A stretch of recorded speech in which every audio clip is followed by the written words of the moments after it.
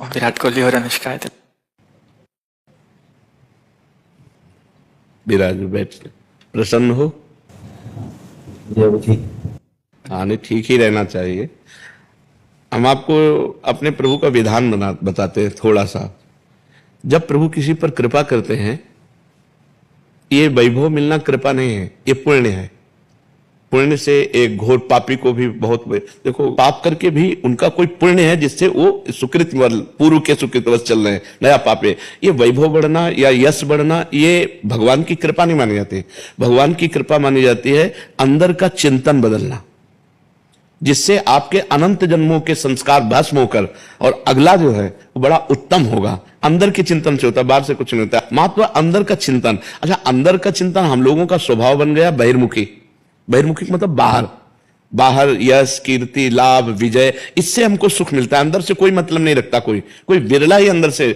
अब क्या होता है, भगवान जब कृपा करते हैं तो संत समागम देते हैं, फिर दूसरी जब कृपा होती तो विपरीतता देते हैं, और फिर अंदर से एक रास्ता देते हैं।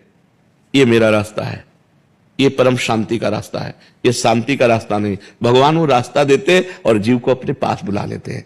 बिना प्रतिकूलता के संसार का राग नष्ट नहीं होता। किसी को भी वैराग्य होता है तो संसार की प्रतिकूलता देखकर वैराग्य होता है। सब कुछ हमारे अनुकूल है तो हम आनंदित होकर उसका भोग करते हैं। जब हमारे ऊपर प्रतिकूलता आती है तब ठेस पहुंचती है कि इतना झूठा संसार, तो अंदर से भगवान रास्ता देते हैं। ये सही है। भगवान बिना प्रतिकूलता के इस संसार को छुड़ाने का कोई भी औषधि नहीं रखी। आज तक जितने बड़े महापुरुष हुए हैं, जिनका जीवन बदला है, उनको प्रतिकूलता का दर्शन करके बदला है।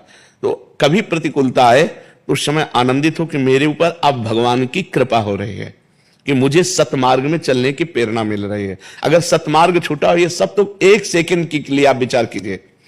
अब अपना सुधार कर लो, अपने जीवन को सत्य में ले आओ, तो अगला जो होगा वो बहुत जोर का होगा।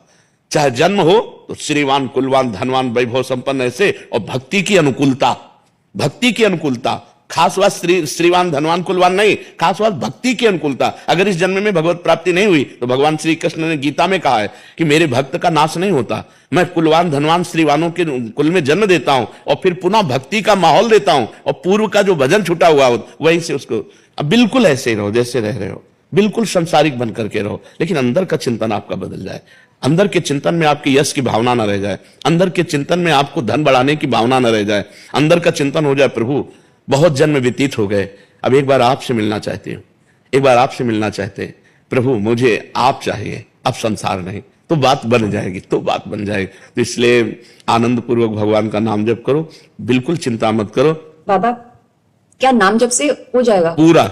ये हम अपने जीवन का अनुभव बताते हैं। सांख्य योग और अष्टांग योग और कर्म योग और भक्ति योग, चारों योगों में प्रवेश रहा है। पहले हम सन्यासी रहे हैं 20 वर्ष सन्यासी रहे काशी विश्वनाथ जी। तो हम सांख्य योग, अष्टांग योग, जो अष्टांग योग है ना, अष्टांग योग, कर्म योग, इन तीनों को अच्छी प्रकार जान करके और फिर भक्ति योग में आए हैं। स्वयं भगवान शंकर से बढ़कर कोई ज्ञानी तो नहीं ना, सनकादि से बढ़कर कोई ज्ञानी नहीं। वो हरिश शरणम सनकादि हर समय जपते रहते हैं। भगवान शिव राम राम राम राम राम राम जपते रहते हैं। हम वृंदावनवासी प्रिया प्रीतम के उपासी, तो जो राम में राह है वही राह है, जो धा है ये रस देने वाली वस्तु है। तो हम राधा राधा राधा राधा, मतलब आप ये समझो कि हमारी इतनी तार्किक बुद्धि रही, हमारी श्रद्धालु बुद्धि नहीं रही। सन्यासी की जो बुद्धि होती है वो तर्क प्रधान होती है, कसौटी पर कसने पर। तो हम केवल भावुकता में राधा राधा का प्रचार नहीं कह रहे कि हमने सुना और ऐसे ग्रंथों में पढ़ा और ऐसे कह रहे, स्वयं स्वाद लेके कह रहे और विश्वास के साथ कह रहे कि यदि आप राधा राधा जपते हो तो इसी जन्म में भगवत प्राप्ति हो जाएगी, इसी जन्म में। जैसे किसी से कहा जाए कि तुम सत्य बोलो, मंदिर में चढ़ के बोलो, तो हम मंदिर में नहीं, हम वृंदावन में बैठे हैं। करोड़ों मंदिर इसकी समानता नहीं कर सकते, भगवान का परम धाम है। अगर राधा राधा नाम चल रहा है तो इसी जन्म में भगवत प्राप्ति हो जाएगी। हमारी आखिरी श्वास यदि राधा, तो मुझे श्री जी की प्राप्ति, भगवान की प्राप्ति हो जाएगी। इसमें कोई संशय नहीं, और किसी साधनों की कोई आवश्यकता नहीं। आप केवल अंदर ही अंदर चलाइए और लिखिए।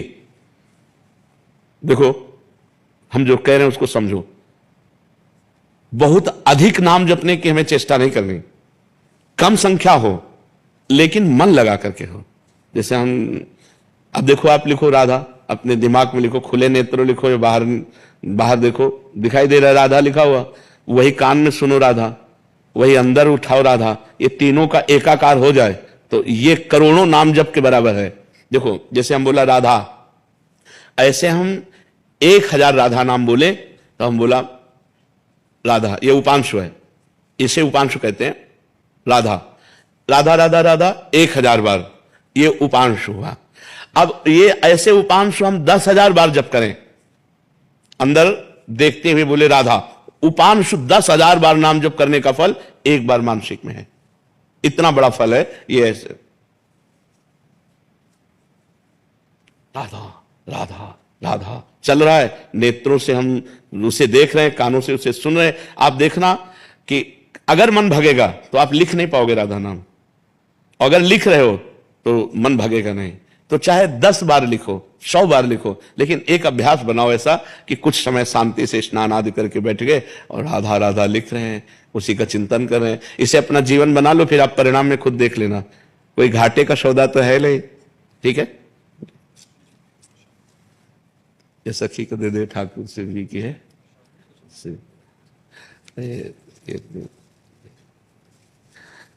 खूब आनंदित रहो, नाम जप करते रहो।